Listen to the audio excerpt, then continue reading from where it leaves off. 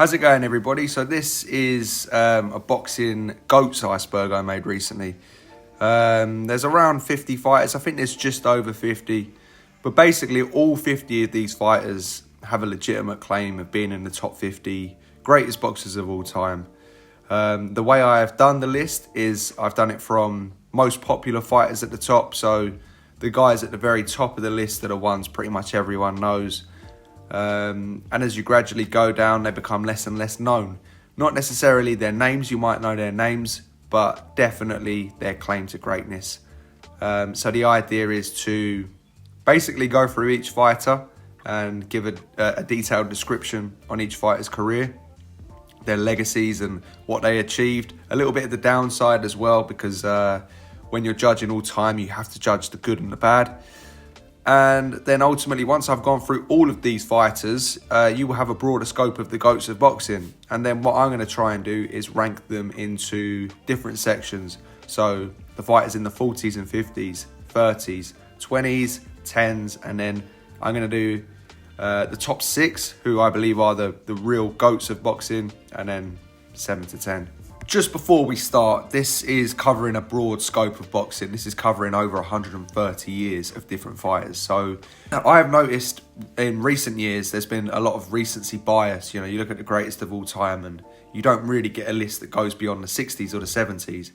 This will cover fighters of the 10s and the 20s and the 30s. Some of these guys have legitimate claims as the greatest of all time, just absolutely otherworldly claims. But when you're comparing eras that are so different from the modern era, you need to understand a few things when judging statistics. For example, the old guys fought a lot more often. There wasn't as much money in the sport, so you're going to see some absurd records in the hundreds. But more importantly, there weren't as many world champions back in the day, or weight divisions. So whilst their world title reigns might not look as impressive as some of the modern ones, it's not fair to judge the amount of world champions fighters beat today compared to the old school era, because now I believe there's around 70 world titles available in double the weight divisions there were back in the day. There used to be 8 weight divisions and 1 champion per each, and most of these guys were that champion, so there were no other champions to defeat because they were just basically defeating all the contenders.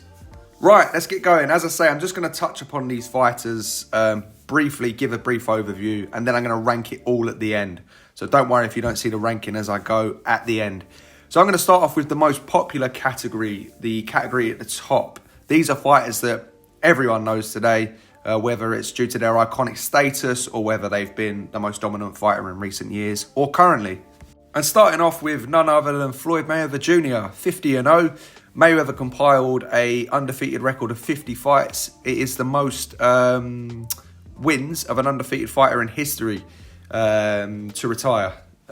Basically what that means is no other fighter retired with a higher 100% win ratio. There are fighters that retired with more fights undefeated. We'll get to them later.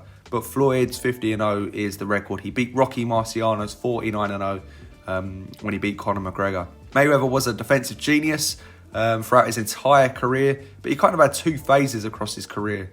There was Pretty Boy Floyd, who was beating up the likes of Arturo Gatti, Diego Corrales, one of the great super featherweights of all time, one of the greatest 130-pounders, which is probably where he was at his absolute peak.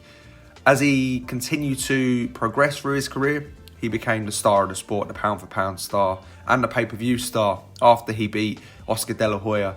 His resume is pretty legendary. 23 different world champions defeated. Wins over the likes of Manny Pacquiao, Canelo Alvarez, Oscar De La Hoya, Ricky Hatton. There are just so many that he beat in the modern era.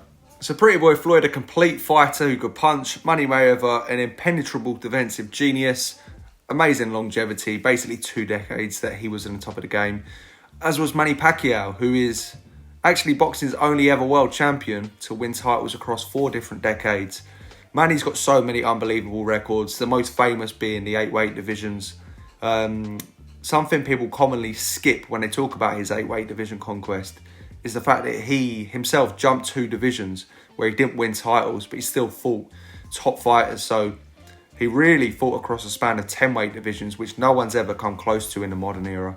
A devastating southpaw who, although he didn't beat as many world champions as Floyd, had a considerably higher amount of fights against world champions. You know, he fought the likes of Barrera twice, Eric Morales 3 times, Marquez 4 times, Bradley 3 times. In his prime from 2005 to 2010, just devastating. I mean, he blasted away Morales twice, beat Barrera, beat Marquez twice, beat Mosley, stopped Cotto, Hatton and De La Hoya simultaneously, and then went up to beat Margarito. In his 30s, he beat loads of great world champions, and then at 40, he pulled off that amazing win against Keith Thurman, which is up there as one of the greatest ever. Never ducked anyone, fought Floyd Mayweather, and even at 42 signed to fight Errol Spence, and it was only because Spence pulled out with injury that fight didn't happen. So yeah, proper warrior money. Right, moving on to Mike Tyson, who's been in the ring recently, actually, one of the true icons of the sport. Now, Tyson is one of the most famous fighters ever. His claim to greatness is argued probably the most controversially between fight fans, casual fight fans, and boxing diehards. In his prime, he was unbelievable. He became the undisputed heavyweight champion in his early 20s and the youngest heavyweight champion ever at 20. His era wasn't necessarily the strongest when he was at his peak, and his peak only really lasted 3 years. That's the argument people make. But during these years, he was devastating and stopped the likes of Trevor Berbick, Larry Holmes, the great Mike Spinks in a round, and made, I believe, 9 defences of the title. Tyson was an absolute beast, but you know, turmoil outside of the ring ultimately caught up with him, and he never quite fulfilled his potential, and his longevity was cut very short in comparison to lots of the other greats. But he was ferocious, a devastating knockout puncher, and so famous, probably the most famous boxer alongside Muhammad Ali. And then we have Muhammad Ali, a man synonymous with the term greatest of all time, and that's for a reason, because firstly, his endeavours outside of the ring, I mean, you know, what he stood up for ultimately got him banned for 3 years of his prime. But just a true icon of the sport, a true icon of sports.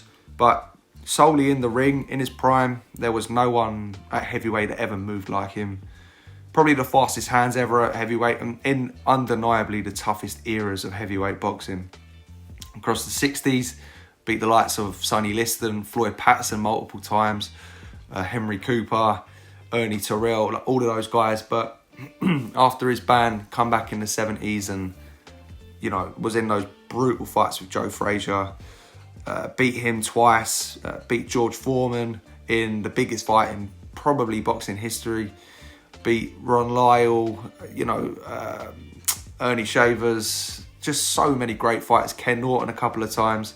So yeah, one of the all-time great chins, unbelievable heart, and dominated 2 of the most stacked eras in heavyweight history. Then we got Canelo, the star of the sport today. He's been around for a very long time, actually. I remember when he was fighting the likes of Matthew Hatton and Ryan Rhodes, and then obviously Shane Mosley. But yeah, Canelo's got the best resume in the sport today. 4-division world champion. Those super fights with Golovkin, you know, the fights with Bivol, Miguel Cotto, Floyd Mayweather, Erislandy Lara. An absolutely stacked career.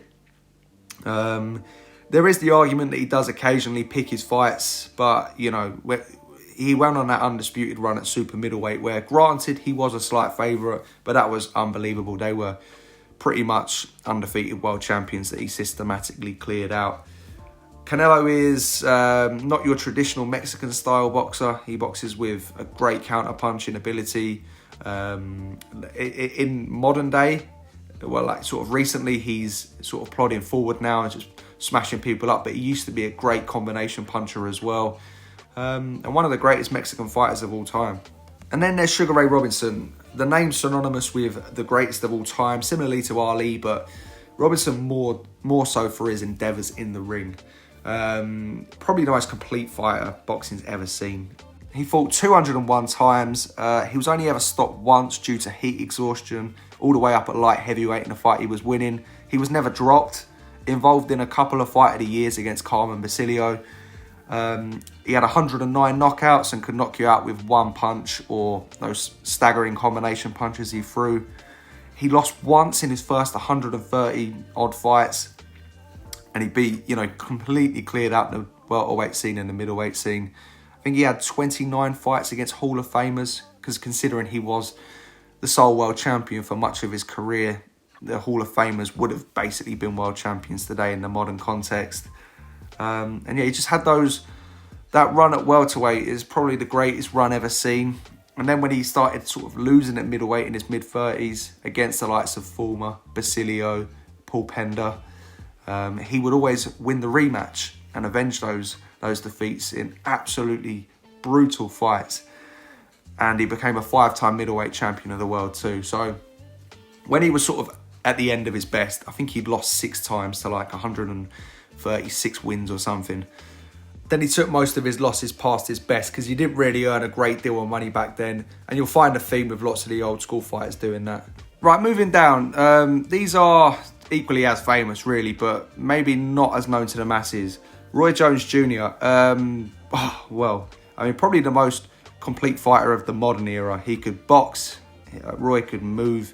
Won titles from middleweight to heavyweight. The first man to officially do that since Bob Fitzsimmons, who done it like a century earlier. Roy had the fastest hands you've ever seen and defeated the likes of James Toney and Bernard Hopkins. And across like his first 50 fights across a decade, he was practically untouchable. Virgil Hill and guys like Mike McCallum were beaten as well. Even knocked people down with his hands behind his back. Yeah, Roy was a different level, man. He was pretty insane. After he moved down from heavyweight to compete at light heavyweight again, he started taking his losses. That's when the losses started compiling. But in his prime, as untouchable as any other fighter in history. Which moves me on to a fighter that wasn't untouchable, Rocky Marciano. Rocky was actually underrated with his skills. He was the only heavyweight champion to retire with a 49-0 perfect undefeated record. He was a proper brawler, relentless fitness, just a crazy training routine. And he outworked a lot of the much bigger and much more experienced, really, heavyweights of his era. Across his championship reign, he beat Archie Moore, Ezra Charles, Jersey Joe Walcott, and he beat Joe Louis, but Joe Louis was past his best. Rocky was awesome.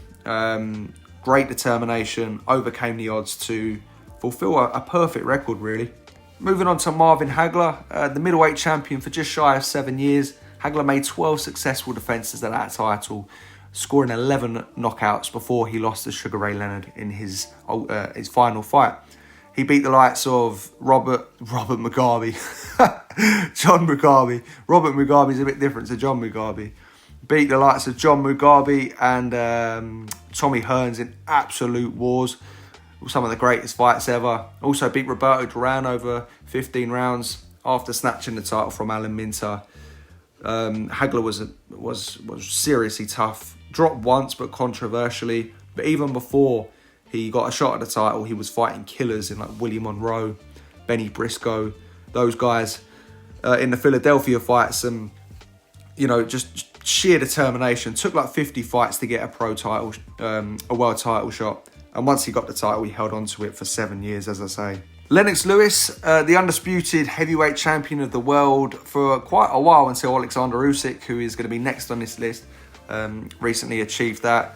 Lewis was brilliant. He was a little bit vulnerable earlier on, but once he got with Manny Stewart, he was just a complete fighter. Suffered a couple of knockout defeats to Hasim Rahman and Oliver McCall. The Rahman one is he wasn't really on the ball. I think he was filming Ocean's 11 or Ocean's 12 in the build-up to that fight. But he avenged all his defeats, so he beat every man he ever faced.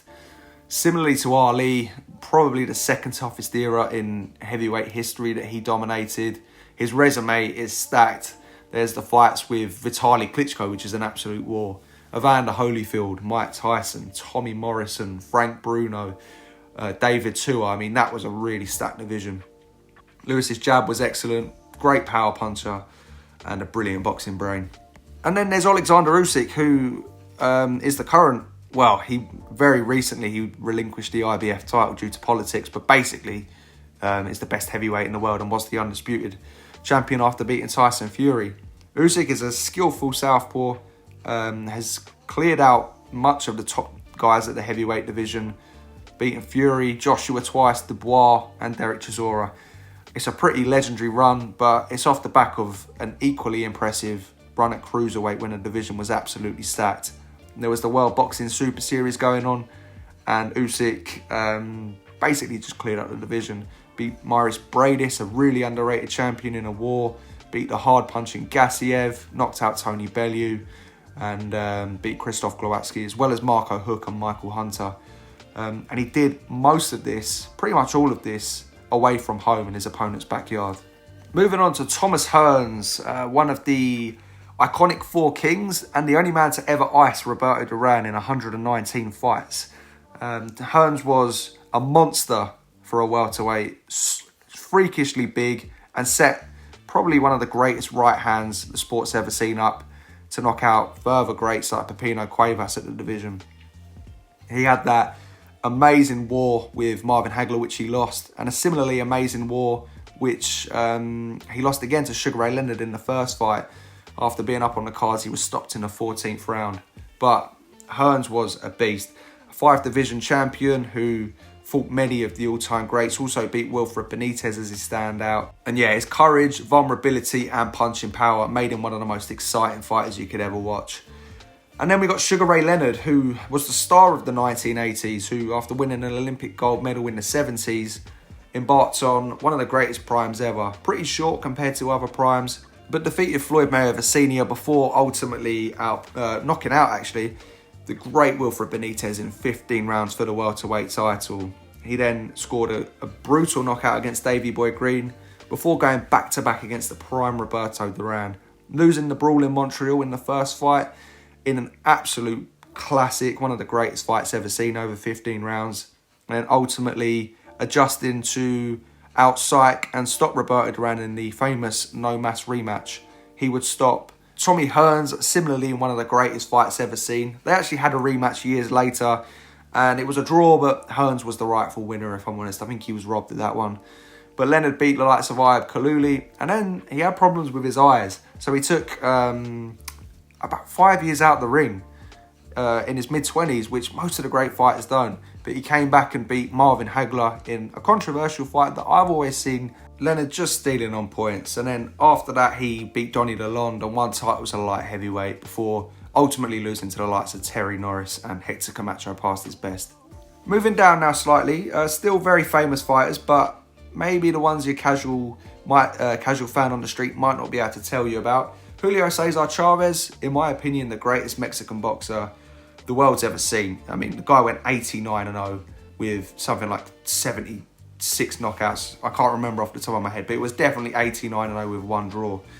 People say that there's a false myth that he beat loads of bums during that, but he also beat great fighters as well as staying busy. During that streak, he dominated 3 weight divisions, and I think he had 27 world title fights alone in that streak. He beat top fighters like Meldrick Taylor, Hector Camacho, Edwin Rosario, Rocky Lockridge, Roger Mayweather a couple of times, Greg Horgan. There's lots of names. You've got like Danilo Cabrera in there. So a stacked resume, probably embodied the Mexican style better than anyone else, and one of boxing's greatest ever body punchers. Would ultimately lose a couple of fights also to further great fighters in Kostya Tszyu, Oscar De La Hoya, and had over 100 fights in his career. One thing people don't mention about Larry Holmes is the fact that he went 48-0 and made like 20 successive defences of the heavyweight title. He was brilliant. The greatest jab any heavyweight's ever had. It was because he came between Tyson and Ali that he didn't get the props he deserved. But Larry was just ridiculous. Reigned for years as champion and had those memorable fights against Ken Norton, the 15 round, which is the greatest 15 round ever. I don't know how those guys kept that pace. He climbed off the canvas against Ernie Shavers with a shot that would have knocked out an elephant and come back to win. Larry was incredible. The greatest powers of recovery I've seen, barring Tyson Fury maybe. Probably the most underrated heavyweight. He's getting his props these days, but never got the credit I feel he deserved in his prime. Evander Real Deal Holyfield, the Warrior. Basically imagine what Usyk's done, but if Usyk continues to clear out the heavyweight division for another sort of 6-7 years. Holyfield defeated the great Dwight Muhammad Qawi in one of the best fights you'll ever see at cruiserweight.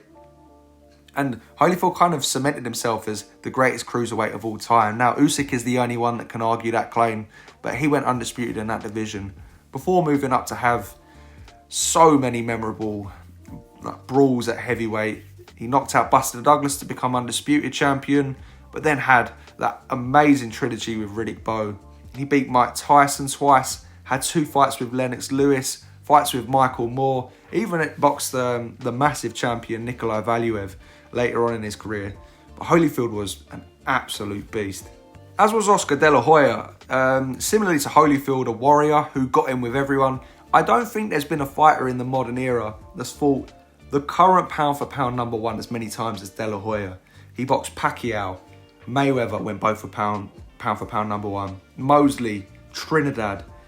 You know, he was boxing killers time after time. But a great fighter in his own right.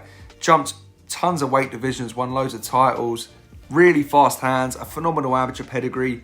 Beat the likes of Hector Camacho, Chavez a couple of times, Jorge Paez, Fernando Vargas, Ike Quartey, and even boxed Bernard Hopkins at middleweight, as well as controversially beating Felix Sturm at middleweight. But yeah, I mean, I think his antics outside of the ring have kind of taken away from what a beast he was, especially for the newer fans that only see him sort of for his promoter side now. Oscar was a pound-for-pound star and the pay-per-view star of the sport.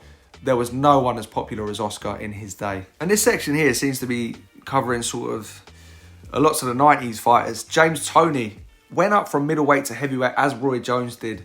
But I think he failed a drugs test after he beat John Ruiz as well. The same man that Jones beat for the heavyweight title.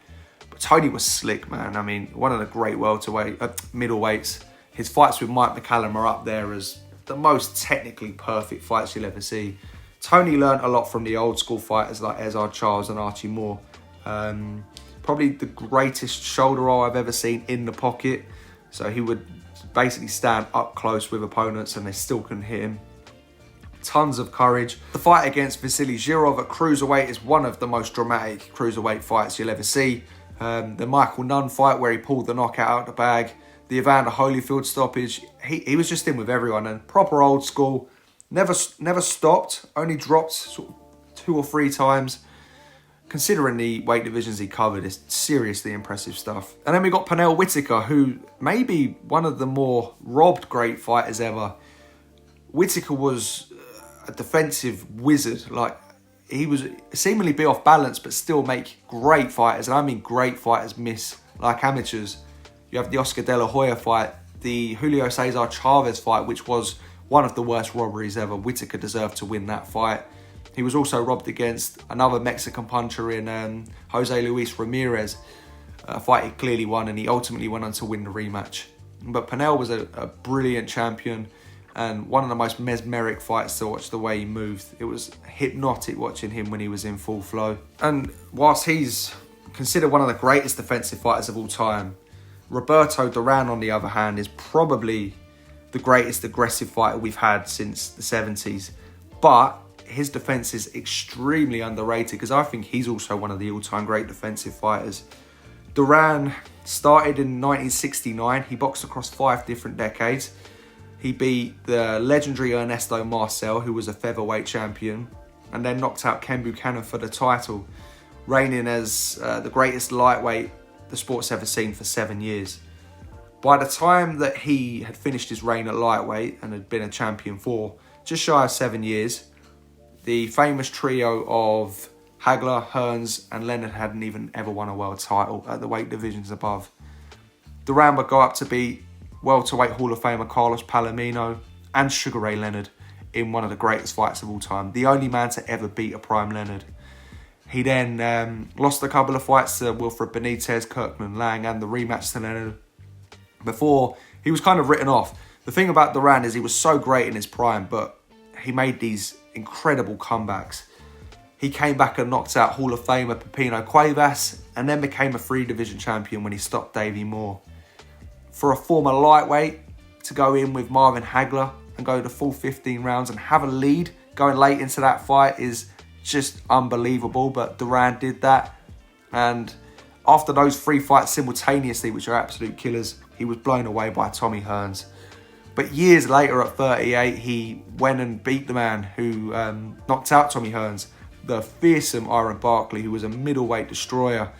And yeah, this former lightweight, Duran, went up all the way to middleweight and dropped Iron Barkley and took like this left hook that sent him spinning, but still stayed on his feet and won the middleweight title. So basically Duran boxed for 5 decades, had a decade of dominance, and beat champions from featherweight to middleweight, which again is 7 weight divisions today. And he even boxed a light heavyweight and even passed his best box Hector Camacho and Vinny Paz. Duran is a god of boxing.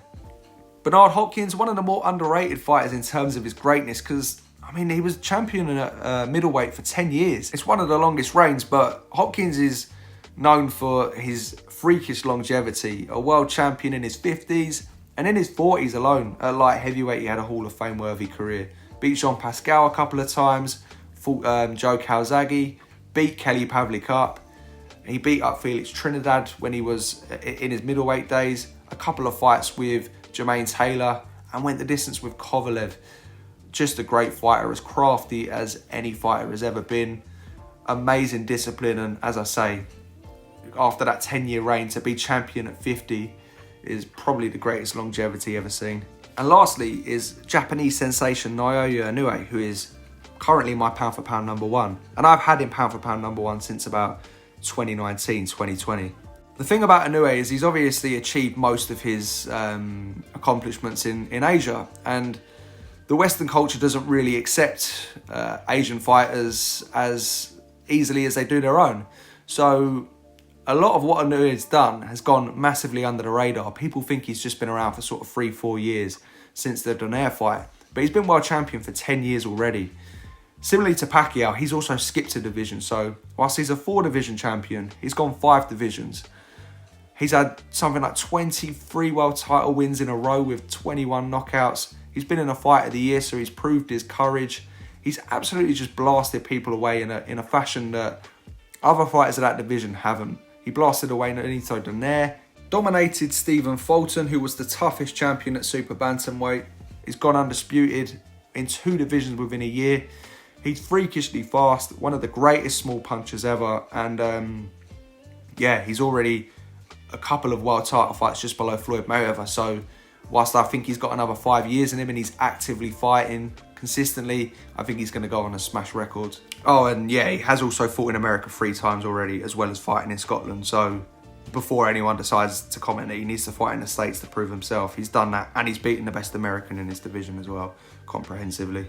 Right now, we're getting a little bit more obscure, the fighters that you may not know very much about. Starting with the fighting Marine, Gene Tunney, the man who won the titles in simultaneous victories against Jack Dempsey in the 1920s, a heavyweight champion of the world. But whilst Tunney is known as a heavyweight champion, it's his career at light heavyweight that is so impressive. He lost just once in his entire career to Harry Greb, a man who he would have multiple fights with, while scoring a draw against Greb again and beating Greb a couple of times. He obviously beat Jack Dempsey twice in a row, but he also beat the likes of Tommy Loughran, who was one of the great light heavyweights at the time, and Georges Carpentier, amongst others.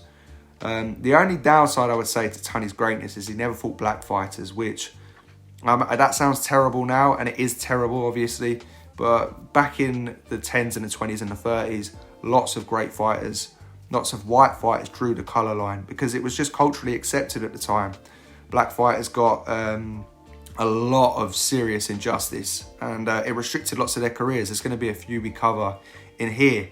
So, as I say, it was the norm at the time, but it ultimately restricts, you know, his resume to a certain degree. There were lots of fighters that he didn't fight because of that reason. But ultimately, he was a genius. He revolutionised the way heavyweights fought. Whilst no one moved like Ali, Tunney was the first to move and outpoint people. Many at the time didn't like it because it wasn't as, you know, exciting as a Harry Greb or a Jack Dempsey or a Mickey Walker. But it was ultimately effective, and he dominated light heavyweight and became the heavyweight champion, losing just once in 85 fights. And then we got Salvador Sanchez, who is probably the greatest Mexican fighter to ever live, but never got the chance to fulfill his potential. He died at 23 years of age, but he had the most fluid style you've ever seen. He wasn't necessarily a great knockout puncher, but he just beat people up. He was defensively sound and just never stopped throwing punches. But always made you miss and always made you pay, whilst just constantly working you. By the age of 23, he was a featherweight champion with, I believe, 9 defences. He'd been champion for a few years. And he dispatched of 4, well, he scored 4 victories over Hall of Famers. He beat Danny Little Red Lopez twice, both times via stoppage. Stopped the great Wilfredo Gomez, who's arguably the greatest Puerto Rican fighter of all time, and knocked out Azuma Nelson in the 15th round. He also beat the likes of Juan Laporte and a couple of other great fighters as well. So his resume is completely stacked. Then moving on to Wilfredo Gomez, the Bazooka. Gomez was one of the hardest punchers pound for pound in history. He ended up scoring 42 knockouts out of his 44 wins. But I believe he went sort of 40 fights, 40 wins in world title fights with knockouts. He suffered 1 defeat to that point. So his record at one point was 40-1 with 1 draw with 40 knockouts. He beat the great Carlos Zarate, who similarly was a great knockout puncher. Zarate went something like 52-0 with 51 knockouts. So when the pair fought, their combined record was something like 73-0 with 72 knockouts, something ridiculous like that. But yeah, Gomez was one of the great super bantamweights of all time. He had over 20 world title fights in total. Went up to featherweight as well, won the featherweight title. Brilliant fighter.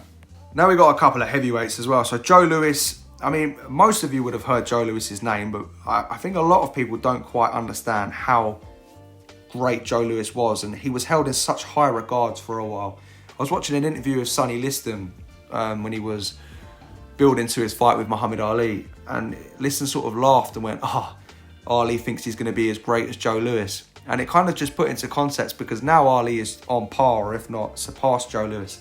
But it put into context how much great fighters revered Joe Louis back in the day. I mean, he went on an 11.5-year run as heavyweight champion, where he successfully defended the titles. I believe it's 25 times off the top of my head. Both are a record. He was probably the most perfect technical fighter ever in regards to how he threw his shots. The Ring magazine have him as the greatest knockout puncher of all time. He knocked people out with the uppercuts, the left hooks, probably the greatest right-hand heavyweight boxing's ever seen. And he beat something like 8 different Hall of Famers, had miraculous comebacks. I say miraculous. He had a great comeback against Billy Conn, who nearly snatched the title off of him and just pulled out one of these devastating knockouts and knocked him out in a rematch as well. So yeah, Joe Louis was the man. He ultimately retired on top of the game with a record of 58-1.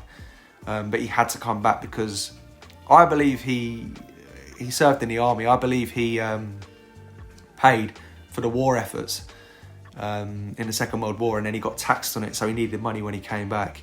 But yeah, and in that 58-1 streak, he lost solely to Max Schmeling, a German man, a German fighter who they had a rematch on the eve of World War II. Can you imagine an American against the German? The propaganda machine's in full flow, the whole world watching.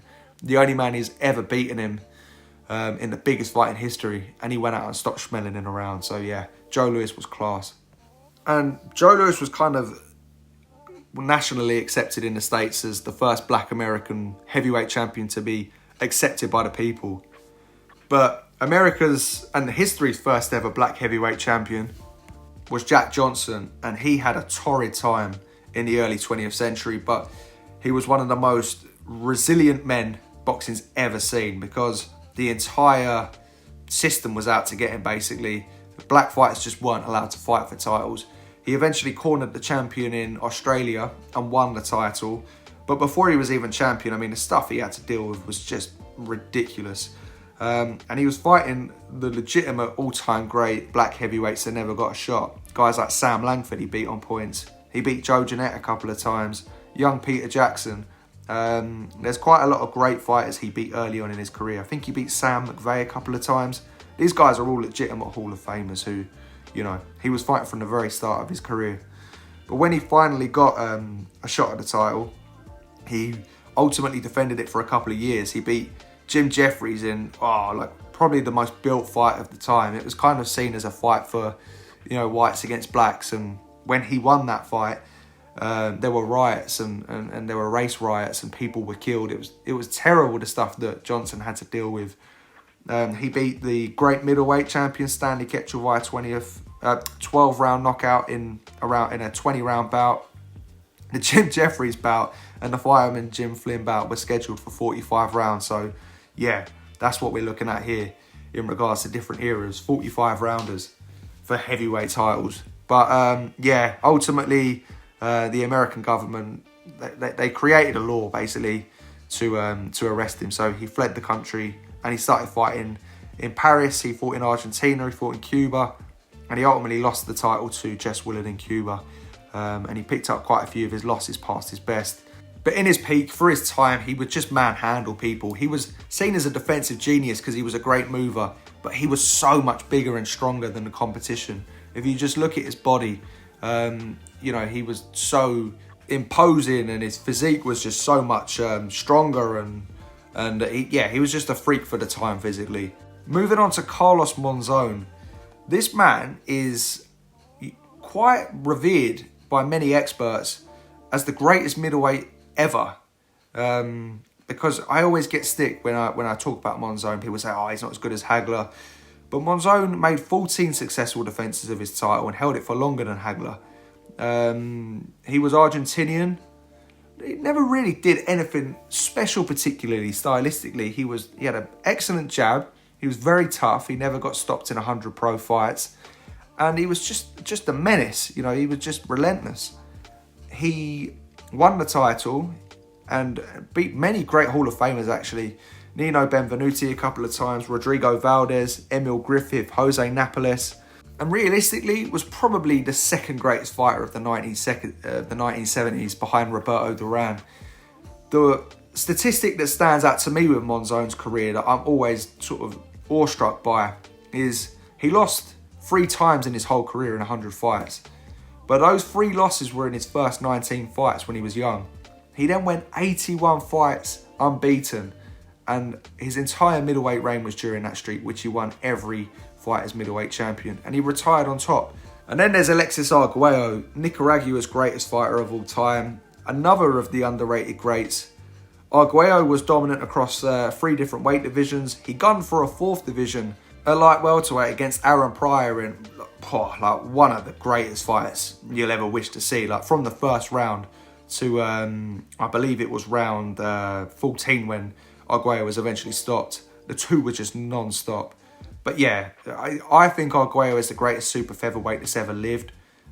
He beat so many top fighters: Jose Luis Ramirez, Cornelius Edwards, Ruben Castillo, Bobby Chacon, Rafael Lemon, Villamar Fernandez. He avenged that defeat eventually and beat him too. Went up and ruled the lightweights and had those amazing wars against Escalara. One of the great body punchers of all time, but tall and lean, kind of unassuming looking, brilliant defensively, a devastating puncher. Like, he would hit people and they would be completely shook. And they were surprised as well because he didn't look like he could punch. He was humble, disciplined, and yeah, just one of my favourite fighters to watch in history. Right, going down, another layer of the iceberg. A little more obscure now. And when I say obscure, I'm not saying that you've never heard these guys' names, but you're probably not quite aware of just how great they were. Starting with Ricardo Lopez. When I was doing the breakdown of Mayweather, I said there are fighters that retired undefeated with more fights. And Ricardo Lopez is that fighter. He had 52 fights and he never lost. He won 51 and he suffered 1 draw. He ultimately avenged the draw and won the rematch. But yeah, Lopez, the reason you probably don't hear about him is because he fought out of the minimum weight division. Nevertheless, this Mexican, I keep saying the word because these fighters are so great, but genius. A purely perfect boxer. He had that Nacho Beristain kind of style. Nacho Beristain was Marquez's trainer, Juan Manuel Marquez. So the high guard, the little bounce on the feet, wide stance. But yeah, I mean, he was a beautiful defensive fighter, always set, threw his punches with crisp power. And he was a big puncher as well for a fighter so small. Across his 51 wins, he scored 38 knockouts and flattened people. Also moved up to junior flyweight to win the title there, and had over 20 world title fights. Absolutely amazing technician. Moving on to the godfather of longevity, Archie Moore. Archie Moore was in an era of killers, similarly to the racial politics I spoke about already. During his time, so many black fighters never got shots at the title. To make matters more complicated, the mob controlled boxing around the 40s and the 50s, and Archie Moore refused to play ball with the mob.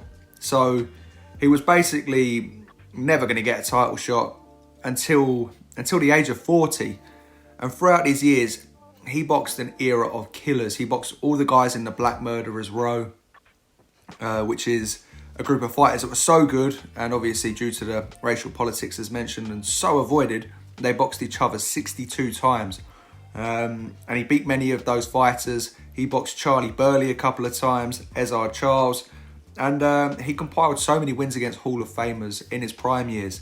Yet when he got a title shot at 40 against Joey Maxim, he won. And he would go on to rule the light heavyweight division as champion for a decade. Across those years, he climbed off the canvas 4 times to come back against the massive punching Yvonne Durrell in boxing's greatest comeback ever. He moved up to fight Rocky Marciano in an absolute brawl. He fought Muhammad Ali way past his best, and he fought Floyd Patterson as well. It's just absolutely incredible. He is the world champion with the most knockouts in history, having scored 132 knockouts. A seriously intelligent fighter inside and outside of the ring. He had that cross guard. He used to use the shoulder roll. Probably the craftiest fighter to ever live. You don't have 200 plus fights into your 50s at the top level if you're not skillful and you don't know your way around the ring. But outside of the ring as well, he was very, very wise and very clever. In order to get title shots, especially against Marciano, he would write about, I think it's 20 letters a day to journalists and hound journalists as to why he deserved a shot at Marciano. And eventually it paid off and he got his opportunity. There's interviews of him after his career and he's still sharp of mind. An absolute anomaly in boxing. Moving on to Ruben Olivares. Now, Ruben Olivares is probably the most unknown all-time great Mexican fighter ever. Before Sanchez, before Chavez, Olivares was the greatest Mexican fighter of all time. He was Mr. Excitement. He went 61-0 with 1 draw and 58 knockouts across the start of his career. Alongside Ada Joffrey, who we're going to touch upon on this list, he's widely renowned as the greatest bantamweight of all time and cleared out a very, very competitive division. He moved up and won titles at featherweight, which is a 2-division jump today. He had a tequila lifestyle outside of the ring, but inside of the ring, he was known as Mr. Excitement. Small, compact, and devastatingly powerful. Even by the end of his career, he scored 79 knockouts in 89 wins. Having been in his prime sort of late 60s, early 70s, he's still alive at the age of 77 and one of history's true warriors. Ezard Charles. Where do I begin with Ezard Charles? Well, middleweight. At 19, after just 17 fights, they threw him in with Ken Overlin, who was previously the middleweight champion who just lost the belt in the prior fight. He had 152 fights by then. And he beat Charles, but Charles went the distance. Later that year, he then beat Teddy Aros, the middleweight champion, and light heavyweight champion Anton Christoforidis, and got a draw with Overlin again. Before he would go on to successively beat Charlie Burley twice, the most avoided fighter in history, and then beat Joey Maxim, the light heavyweight great, 5 times out of 5, and Archie Moore 3 times out of 3. Jimmy Bivens lost 3 times to him. Lloyd Marshall was stopped twice. Gus Lesnovich was stopped. El Murray was stopped. He beat the greatest middleweights of his era by the time he was in his early 20s, and then for around sort of 6-7 years, cleared out the light heavyweight scene in a feat that's seen him granted as the greatest light heavyweight ever. But likewise to lots of other fighters, he never got a title shot at that division, despite having 5 victories against Maxim, who was the champion, a victory over Lesnovich, who was the champion, and 3 victories over Archie Moore, who was the future champion. That's 9 victories out of 9 against the champions of the era. But they never gave him a shot. So after doing all of that, doing what Roy Jones did at middleweight and light heavyweight, Charles moved up to heavyweight, where he would beat Jersey Joe Walcott, not once but twice, and Joe Louis for the heavyweight titles. He finally got a title shot and he became the heavyweight champion of the world. He had a record of 71 wins to just 5 defeats by this point. He ultimately lost the title to Walcott, but would be so close in beating Rocky Marciano when he split his nose in half. Rocky ultimately got the knockout, but Charles had ultimately been the first man to go 15 rounds with Rocky. Basically, Charles had over 20 fights against Hall of Famers and done what Roy Jones did from middleweight to heavyweight. He just never got the title shots. Moving on to Jimmy Wilde, I hear lots of people say that Joe Calzaghe is the greatest British fighter of all time recently. And again, I mean, Calzaghe's brilliant. I think he's probably up there with Lennox Lewis as the greatest British fighter in modern history. But I do think this is recency bias because I think Calzaghe is a strong contender for the number 2 spot of greatest Welsh fighter of all time, because Jimmy Wilde is undeniably the greatest Welsh fighter ever and probably the greatest British fighter ever. Wilde was the first flyweight champion of all time. You've probably heard about his colossal unbeaten streak. He went 93-0, which is the longest unbeaten streak on record without newspaper decisions. He was seriously small. He only weighed 96 pounds, but he was consistently knocking out all the flyweights, the featherweights, the bantamweights, and even the featherweights of the era. He was knocking out much bigger men. He ended up getting 99 career knockouts and only lost 3 or 4 times in 130-40 fights. Wilde was so great. There wasn't actually flyweight titles available then, but he was so brilliant that when it first came about, he became the first flyweight champion of the world. Probably the fighter of the 1910s. There were a lot of greats back then. Henry Armstrong. Now, Teddy Atlas thinks Henry Armstrong is the greatest fighter that's ever lived. He even puts him over Sugar Ray Robinson. And that's a bold claim for a fighter that doesn't get a lot of highlights today. But when you actually hear about what Armstrong done, especially in his peak, it's completely unbelievable. And he is definitely a strong claimant for the greatest of all time spot. He was only 5'5". He won his first title at featherweight. And he instantly moved up to welterweight, where he beat the great Barney Ross for the welterweight title over 15 rounds. In his next fight, he moved down to lightweight and beat the brawler Lou Ambers, climbing off the canvas multiple times to do it. So he was boxing's first ever simultaneous and only ever simultaneous 3-division champion, which means he held the featherweight, welterweight and lightweight belts at the same time. Now what you have to bear in mind with that is there are no junior or super belts in between. So in essence, if he had done that today, he would be the sole champion all at the same time across 5 different weight divisions all at once. But what makes his run more impressive is the fact that during these fights, whilst he held those titles, he simultaneously defended the welterweight titles 19 times in a row, which is still the record around 80 years later. I think Felix Trinidad is second with 15 defences. And whilst holding those 3 belts, he moved up to middleweight to fight Seferino Garcia, a Filipino world champion who'd held the middleweight title, who Armstrong had already beaten in a welterweight defence. And over 15 rounds, he clearly beat Garcia to become middleweight champion, but they robbed him. So he should have been a 4-division champion. Now consider there were only 8 weight divisions in the sport then. He would have been champion of half the divisions of the sport all at the same time. And that's the equivalent of being a 7-division champion today, all at the same time and holding all of those belts. And whilst he was always fighting opposition much bigger than him, he never backed down. He had the most aggressive style you'll ever see. And his hands weren't even up by his chin. He sort of just used to bob and weave himself onto their chest and just mercilessly batter them. Across 4 years, when he achieved all this, when he done the featherweight title run to middleweight and the 20+ world title fights, he went on a streak of 59 wins to just 1 defeat to Lou Ambers, who he ultimately beat for the title, and 1 draw, which was a robbery. And he scored 51 knockouts in that. It's just unbelievable. The fighter of the decade across to the 1930s, he ended up having 183 pro fights and is one of the few fighters in history to score 100 knockouts. Willie Pep would box in the following decade, in his best years, the 1940s. He turned pro in 1940, and he was the complete opposite of Armstrong stylistically. Whilst Armstrong would maraud forward and blast away and brawl, still not getting hit, let's say. Pep would move effortlessly and elegantly on the back foot and was arguably the greatest defensive fighter ever. Pep was so brilliant that there's a myth that he even won a round without throwing a punch, just due to his ring IQ. And whilst that may not be true, what we do know is that he went unbeaten across his first 62 fights before losing to Sammy Angot, who's a Hall of Famer. In response to this, he would go on another unbeaten streak of 72 fights, holding a record of 134 to 1-1. What makes that even more impressive is that during the second streak, he was involved in a devastating plane crash that killed many on board and was in a full body cast for months. Doctors said he would never box again, but he had over 100 more fights and maintained a freakish amount of dominance over such a vast amount of fights. He only lost 11 times in 240 contests.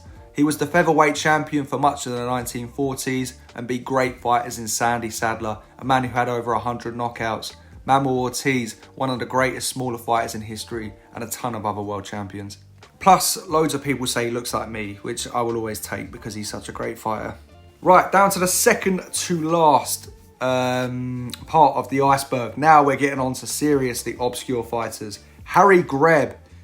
Harry Greb had 299 fights. He was the fighter of the decade in the 1920s and a very strong case for being the fighter of the decade in the 1910s too.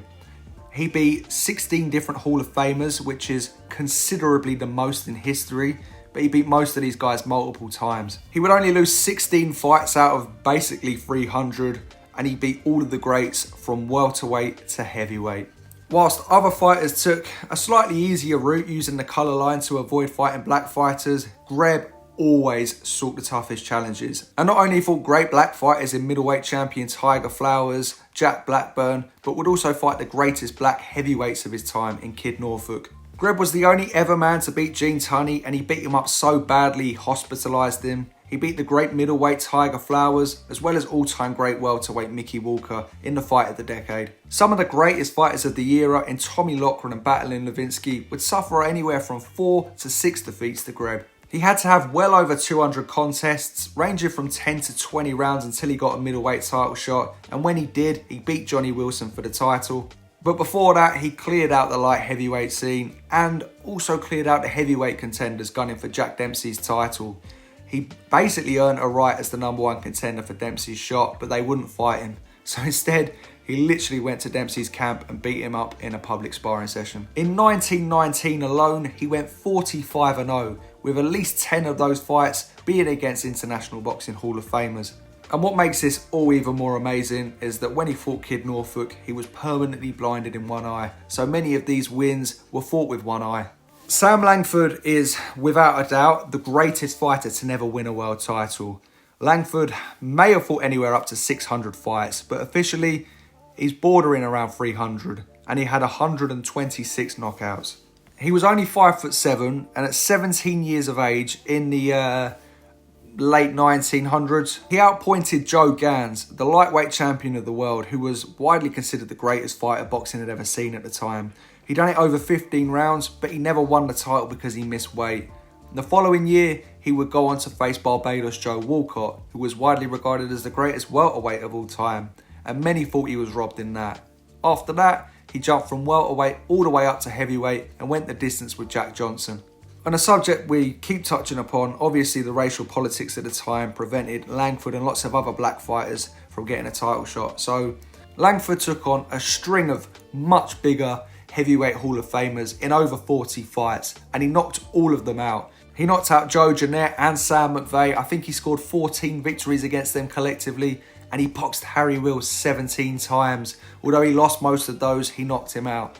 Outside of his heavyweight fights, he beat the great Stanley Ketchel at middleweight, also knocked out future great middleweight Tiger Flowers, and knocked out the greatest light heavyweight of his time, Philadelphia Jack O'Brien. Langford was so dangerous and so avoided that even when he was partially blind and well past his best, Jack Dempsey refused to fight him for the title, and Jack Johnson never offered him a title shot. I'm going to move over to Emil Griffith, a 5-time welterweight champion and a middleweight champion from the Virgin Islands.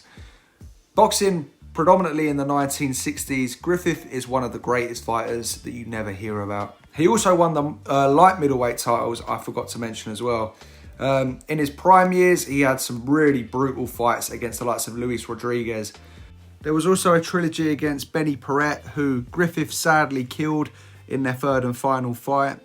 Besides dealing with the death of an opponent, Griffith was also bisexual as well, and with the times being pretty racist and homophobic, he had to deal with a lot and had to keep a lot of his life in secret. Don McRae wrote a really good book about Emil Griffith that I'd recommend. But back in the ring, he moved up to middleweight to defeat the great Dick Tiger. Had a trilogy against Nino Benvenuti, winning 1 out of the 2. He beat Dick Tiger again, boxed the legendary Jose Napoles for the welterweight titles again, beat Ernie Lopez, and fought the legendary Carlos Monzon at middleweight. You'll struggle to find a more stacked resume than Griffith's. Tony Canzonieri. Bert Sugar rates Tony Canzonieri so highly. Canzonieri has a who's who of Hall of Famers on his record. He beat Kid Chocolate, the legendary Cuban, a couple of times.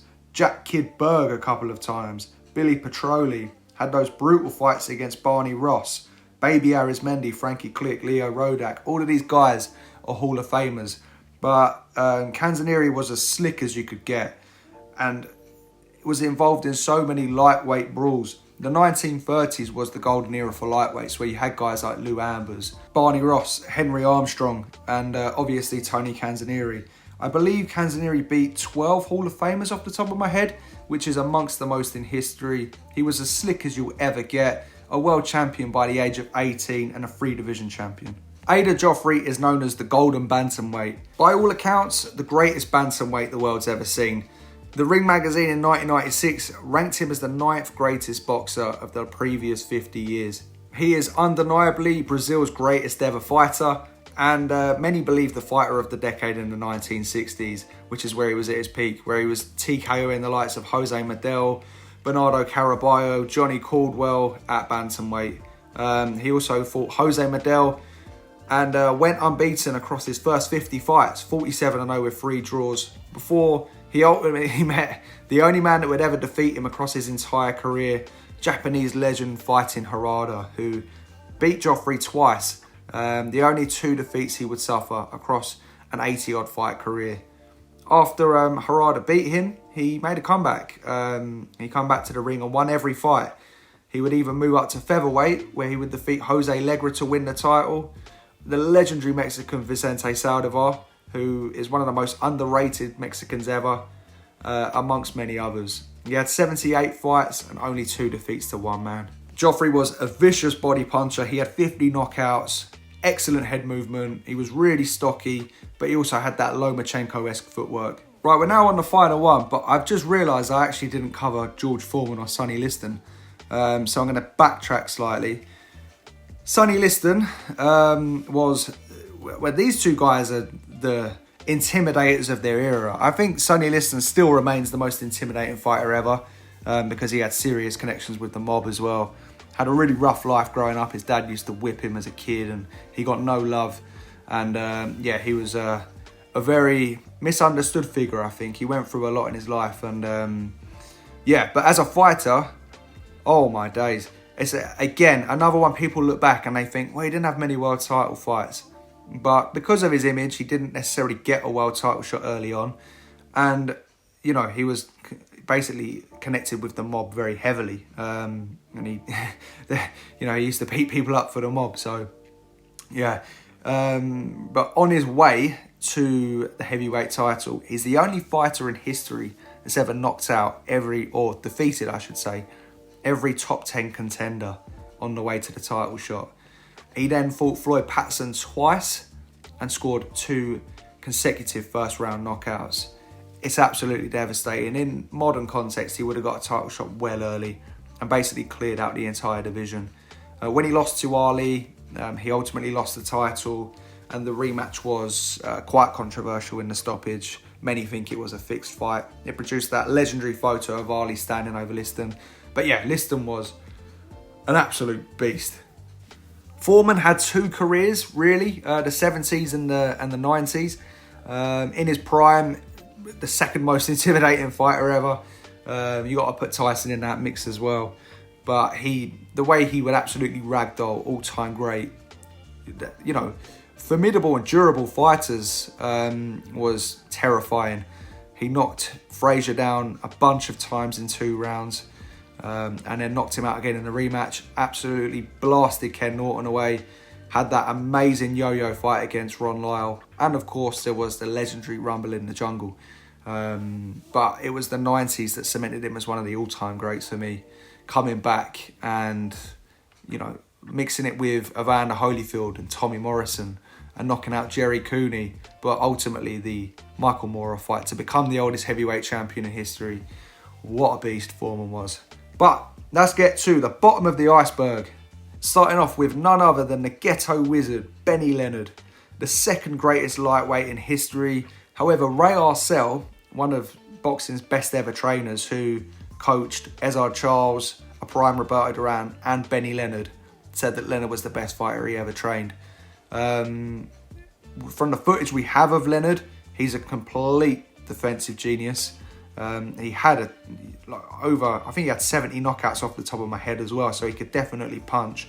But in his prime, one of the most dominant fighters ever. He held the lightweight titles for 7 years, beat a ton of Hall of Famers in that time, and very, very rarely lost. He would fight a lot as a teenager. I think he had 100 fights by the time he was 20 years old, and he lost 19 of them by the time he was 20 years old. But once he hit his peak, he suffered just 1 defeat in something like 90 fights, 2 defeats in over 120 fights or something. Seriously dominant fighter and one of the all-time greats. Then there's Charlie Burley, the man who's been named the most avoided fighter in history, and along with Langford, probably the best to never win a title. Burley had 50 knockouts across his career and was the best member of the Black Murderers Road group. There's only one fight that survived that we can watch, and from that you can see his defensive prowess. I mean, this is a man in the 1940s that's fighting like a Floyd Mayweather in the modern day. Excellent footwork, shoulder rolls, the whole lot. He consistently beat all the best fighters at the Black Murderers Row. Burley also beat the great Archie Moore a couple of times, as well as Fritzy Zivic a couple of times. Archie Moore said he was the best fighter he ever fought, and Burley even knocked out a heavyweight contender outside of his fights at middleweight and welterweight. So, an absolutely sensational fighter who, again, never got the shots he deserved. Bob Fitzsimmons is England's greatest ever fighter, if you're talking on an all-time scale. The first man to become middleweight, light heavyweight and heavyweight champion of the world. He did that over a century before Roy Jones did it. And he was the lightest heavyweight champion of the world too, weighing just 165 pounds. Bob Fitzsimmons is widely regarded as one of the hardest punchers of all time and one of the greatest fighters of all time. I mean, he beat James Corbett to win the heavyweight title, Philadelphia Jack O'Brien, Tom Sharkey.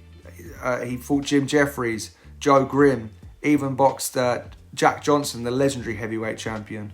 Having been born in Cornwall, he was known as the fighting blacksmith, which many say is where he got his freakish strength from. Barney Ross was one of those great lightweight fighters in the 1930s. He only ever lost 4 fights in that talent-stacked era out of 81 fights. He ultimately lost his final fight to Henry Armstrong, but before that, won titles across 3 different weight divisions. He brawled with Seferino Garcia, defeated him, Izzy Gennazo, Seferino Garcia 2 more times, Jimmy McLarnin, Frankie Click, Bobby Pacho, and of course, Tony Canzonieri, in one of the most stacked resumes in history. Having had all of those fights, he was one of history's toughest fighters. He was never once stopped. Even after his career, he served in the Guadalcanal in the Second World War, and he was a war hero as well. He suffered with some serious morphine addiction after the war and had a bit of a tough time of it, but ultimately pulled through his addictions and has one of the most interesting life stories ever outside of the ring, but one of the greatest careers in it too. Mickey Walker is a fighter that, similarly to Sam Langford, jumped weight classes for fun. However, Walker had a lot of world title success.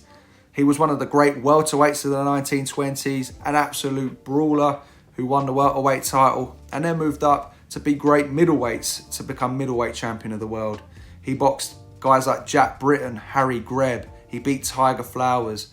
a real brawler. Burt Sugar had him in the top 10 of all time. One of the most famous and exciting fighters of the 1920s. But a lot of the way he immortalised himself, in a sense, was his heavyweight endeavours.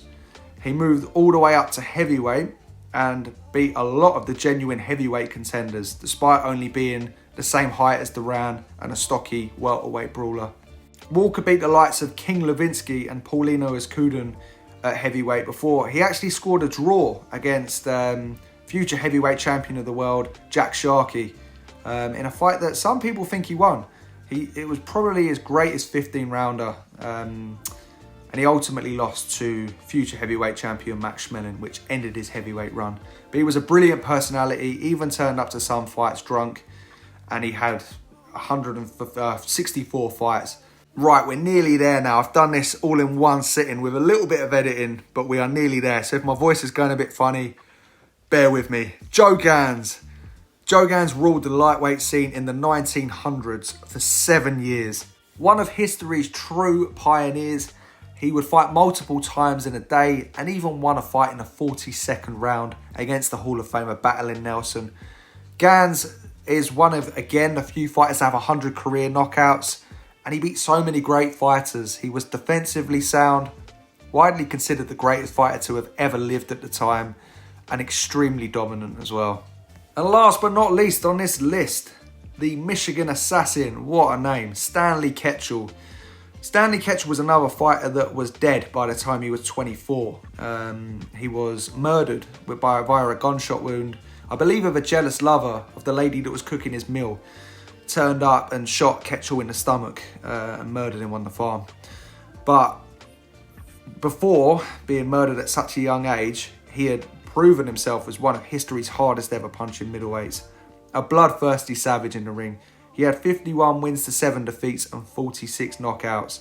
But again, having fought in the late 1900s, I mean, weight classes just didn't exist for these guys. He fought Sam Langford over 6 rounds. And then went 12 rounds against heavyweight champion Jack Johnson for the heavyweight championship of the world. It was a bit of a dull affair. To be honest, I think they'd agreed before not to, basically not hit each other too hard. But Ketchel went out and dropped Johnson with a huge right hand before Johnson immediately got up. And with the very next punch, knocked Ketchel out and lodged Ketchel's teeth into his gloves. But Ketchel defeated the likes of Philadelphia Jack O'Brien a couple of times. Billy Pack by KO, Mike Twin Sullivan, and he was the middleweight champion of the world. Ring Magazine founder Nat Fleischer, who saw many of the great fighters, said that Ketchel was the greatest middleweight he'd ever seen. And he passed away in 1972, so he would have seen the likes of Sugar Ray Robinson as well. And that is it. That is my boxing iceberg. I mean, look, there are some fighters that weren't on the list. There are others that you could definitely add. I got to be honest, it was a bit longer than I thought it was going to be.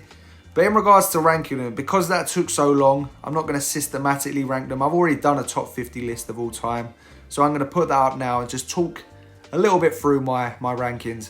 So I actually did this list back in 2023 on my Instagram. I did detailed videos of all of these fighters. There are quite a few that I didn't include on this. Guys like Ted Kid Lewis, the British fighter who had like 300 fights. Marcel Cerdan, the all-time great Frenchman, and the legendary Japanese fighter Harada. There's a few others as well, you'll see. But this is how I put my top 20 to 50. I would probably change a few of these now, to be honest. But this was my top 20, and whilst I could probably mix up from sort of 10 to 20, I do think that top 9 is solid. Sugar Ray Robinson, in my opinion, is the greatest fighter to ever live. Henry Armstrong is what he did across 7 weight divisions all at once in modern context is ridiculous.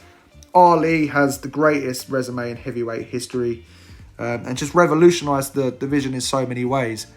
Joe Louis, just shortly behind him, was probably the most perfect dominant fighter in his prime.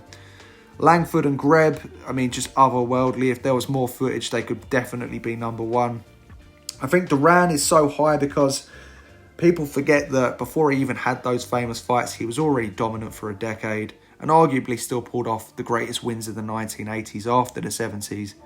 Pep is just an absolute genius who lost so few fights in such a dominant way with such a beautiful style that he has to be up there. Ezard Charles is probably the most underrated in that top 10. Someone on my Instagram comments put something quite profound. I don't necessarily agree with it, but it was, imagine if Golovkin had cleared out the middleweight scene, then moved up to clear out the light heavyweight scene, then moved up to clear out the heavyweight scene. And I thought, yeah, there's slight differences. Heavyweights are bigger now, but yeah, in theory, that's what Charles did for a decade. And he did it against probably the best resume we've seen since him, really, other than maybe Robinson. Archie Moore, I mean, imagine going through all that adversity, having all those tough fights and not getting a shot until you're 40 and then holding on to it for a decade. Jack Johnson, I would probably put Sugar Ray Leonard over him. I actually put Manny in front of Floyd here because, I mean, to be honest with you, I'd probably change that now. I'd probably put Floyd above, but Manny's just been inducted into the Hall of Fame in the last couple of days as we speak. And I think the fact that he was even able to compete with those fighters after starting 10 weight divisions lower is absolutely insane, let alone the fact he was so dominant against them. And his longevity was just so incredible. I mean, he never ducked anyone. He fought all the best later in his years, and he still beat them in regards to Thurman. I think Floyd is one of the most brilliant fighters ever. I think out of all of the top 13 so far, or 14 because Greb and Langford are tied, Floyd was probably the most careful with how he picked his opposition, but he still has a phenomenal resume and is probably up there with Pep as the greatest defensive fighter ever. And yes, so on. That's my list. That's my iceberg, and I hope you enjoyed.